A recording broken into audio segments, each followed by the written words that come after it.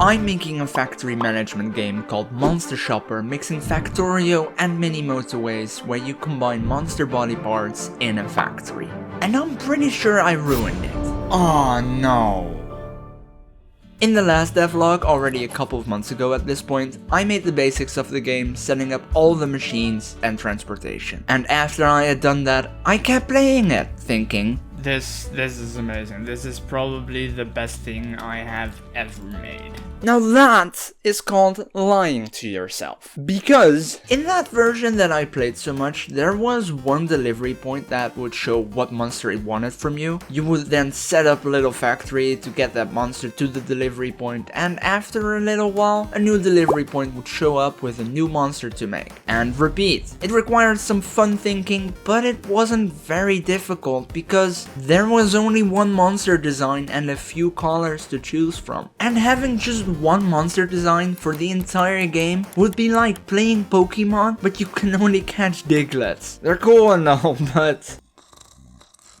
Okay, so, yeah, I should probably start drawing some sprites myself then, to replace these. Cause my artist friend has been MIA for about as long as my dad has been out to get milk. So I said goodbye to Kenny's creature designs and spent some time in the lab designing some placeholder art myself. And honestly, I think that there should be some kind of law against me doing pixel art, cause this is horrendous. What have I done? A few moments later. Somehow I did a worse job. But eventually I ended up with two completely different designs, allowing for a whopping 16 different combinations. They're still the same ugly ones, but they're perfect for now. After I had implemented the new designs, I was filled with excitement and I started playing. Until I realized...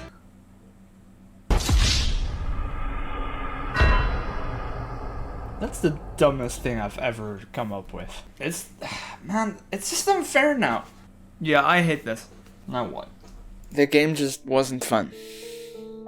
Not anymore. Here's what happens. When a customer gets the amount of the monster they want, they choose a new monster design they would like. But in the meantime, if you're not paying enough attention, it will still be receiving the old design you had been sending it before, using your existing factory. And if a delivery point receives a monster different from the one it wants, you get a strike. 5 strikes and you're out.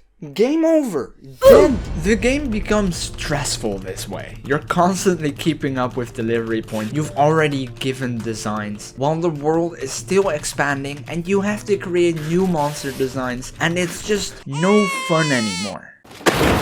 All this time I had tested the game with just one monster design and multiple colors, thinking it was awesome, just to add another monster design and completely ruin everything that made it fun. Thankfully, the solution to this problem was pretty straightforward. If the constantly changing designs of the monsters were too much to keep up with, maybe they shouldn't change at all. Simply changing this already made things feel much better. Stress levels went down and I no longer felt like trying to wipe everyone's memory of this game anymore. And you know what?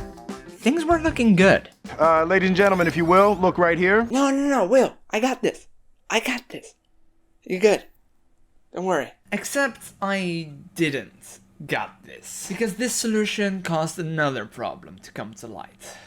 Because of this fix, the game lost all challenge it provided before. A new customer would appear and great, I could use some of the spawners from over here. Sure, but why would I when I could just place down new ones over here? There's enough space and nothing is keeping me from doing so. And the same here, and here, and here.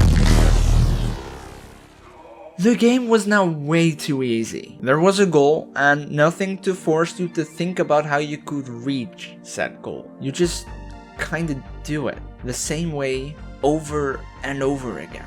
Because you have every item available to you at all times and an infinite amount of them.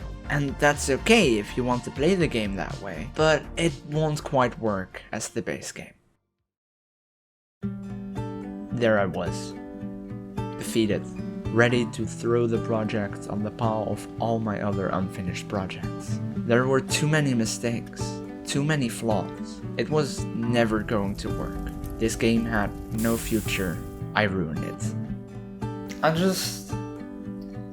don't know what to do. Cry! What? No! No, I mean, yes, but... Or screen. Could you please? Both. Alright, I think I came up with a pretty good solution. I was thinking maybe I should just add some kind of shop. As you can see here in the bottom left, there are now all the items have a certain price, and you can get 25 conveyor belts for 5 coins, and you can get 2 underground belts for 4 coins. I mean, obviously that makes sense, they come in pairs. Instead of making the game more difficult by changing this guy, this delivery point, when he receives what he wants to receive, which kind of makes it impossible and no longer fun, like I said before. And obviously I also don't want it to be too easy, where you don't have a challenge at all and you don't have to think. I thought maybe I just give you have a certain amount of each item, and as you play the game, you're gonna have less. You'll have to consider which is